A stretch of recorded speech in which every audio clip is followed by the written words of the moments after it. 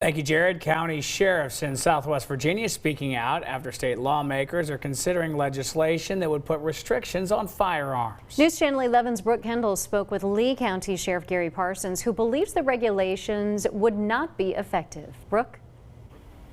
The Virginia General Assembly is considering new gun restrictions under House Bill 217. The measure would ban certain semi-automatic firearms and limit those who can own them.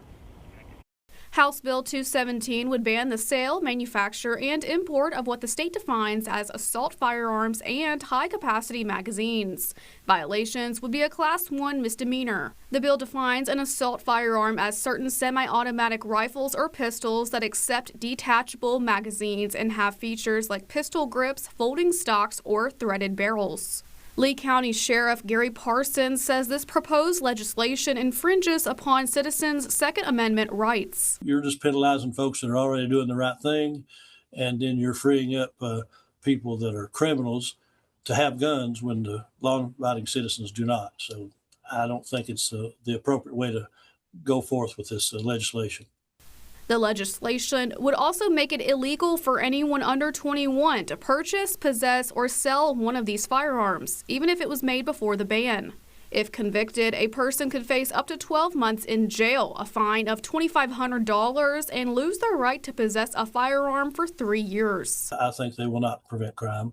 I think the more good citizens that have weapons and are concealed and appropriately licensed, that prevents crime, because the criminals don't know who's got a gun. If you start taking the guns out of all the law-abiding citizens, then criminals have run of everything. The legislation applies disqualifications as to who can obtain a concealed handgun permit and requires background checks to sell firearms. If they feel like they're stopping criminals from using those weapons, but that makes no sense whatsoever, because criminals are going to continue to possess those weapons on the black market. They can go across the state line and buy those weapons. So they're really penalizing Virginia citizens.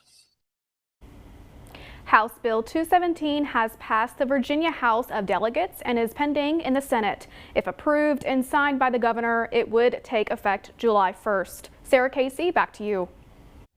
Brooke, thank you very much. In Sullivan County, for